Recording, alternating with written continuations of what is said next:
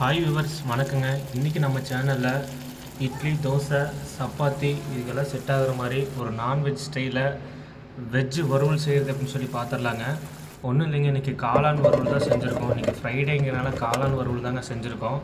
அதுக்கு மார்க்கெட்டில் காளான் ஒரு 2 பாக்கெட் வாங்கியாச்சுங்க. அதை தண்ணியில் நம்ம நல்லா சுத்தமாக கழுவிக்கலாம். பச்சை தண்ணி ஊற்றி நல்லா கழுவிட்டு அது கூடவே பச்சை தண்ணியில் நல்லா மண்ணெல்லாம் போனதுக்கப்புறமா சுடு தண்ணியும் நல்லா கொதித்து வர பதத்தில் சுடுதண்ணி நல்லா வச்சு நல்லா கழுவி எடுத்துக்கோங்க. சுத்தமாக சுடுதண்ணி ஊற்றி நல்லா கழுகுனதுக்கப்புறம் இதை அப்படியே எடுத்து நம்ம பீஸாக கட் பண்ணிக்கலாங்க. பாருங்கள், பீஸாக கட் பண்ணியாச்சு. கட் பண்ணி இதை நம்ம தனியாக வச்சுக்கலாங்க. இதில் இருக்கிற தண்ணியெல்லாம் வடிகட்டும். இப்போ ஒரு மிக்ஸி ஜாரில் இஞ்சி, பூண்டு, பெரிய வெங்காயம், கொஞ்சமாக தக்காளி இதெல்லாம் சேர்த்து மசாலாவை அரைச்சி வச்சுக்கலாங்க. இப்போ ஒரு கடாயில் கடலெண்ணெய் ஊற்றிக்கலாங்க. எண்ணெய் நல்லா காயிட்டுங்க.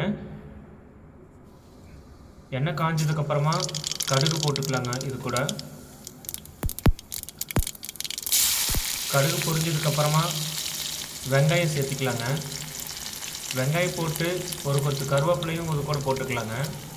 கருவேப்பிலை போட்டு காரத்துக்கு வரமிளகாய் சேர்த்துக்கலாங்க. வரமிளகாய் சேர்த்திட்டு நல்லா மிக்ஸ் பண்ணி விட்டுடலாம். இப்போ நம்ம பேஸ்ட்டாக அரைச்சி வச்ச வெங்காயம், தக்காளி, இஞ்சி, பூண்டுலாம் போட்டு பேஸ்ட்டாக அரைச்சி வச்சோம் இல்லைங்களா, அதையும் இது கூட சேர்த்திக்கலாங்க. அதையும் சேர்த்து நல்லா பச்சை வாசனை போகிற வரைக்கும் இதை அடுப்புலேயே விட்டுடலாங்க. நல்லா சைடில் பாருங்கள் எப்படி கொதிச்சு வருது.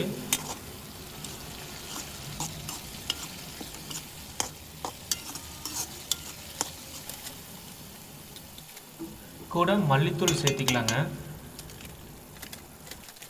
கரம் மசாலா 1 ஸ்பூன் சேர்த்திக்கலாங்க. மிளகாய்த்தூள் 1 ஸ்பூன் சேர்த்திக்கலாங்க. இந்த 3ஐயும் சேர்த்து நல்லா போட்டுட்டு நல்லா மிக்ஸ் பண்ணி விட்டுடலாங்க. இந்த மசாலாலாம் நல்லா சேர்ந்து பச்சை வாசனை போகிற வரைக்கும் நம்ம அடுப்புலேயே விட்டுடலாம். கூடவே மஞ்சள் தூள் போட்டும் இது கூட மிக்ஸ் பண்ணி விட்டுடலாங்க.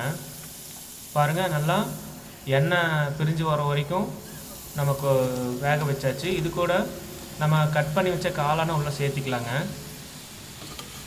காளான் உள்ளே சேர்த்திட்டு இதை அப்படியே ஒரு கரண்டி வச்சு நல்லா மிக்ஸ் பண்ணி விட்டுடலாங்க.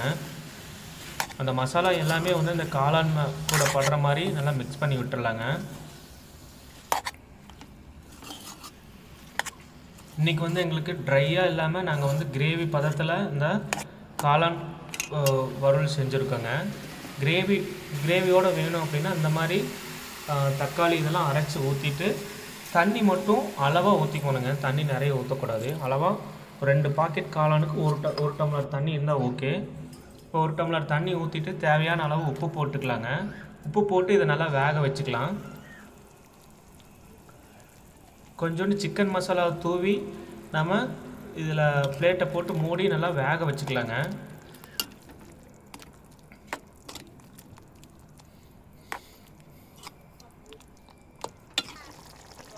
பாருங்கள், நல்லா கொதிச்சு வந்துட்டுருக்கு.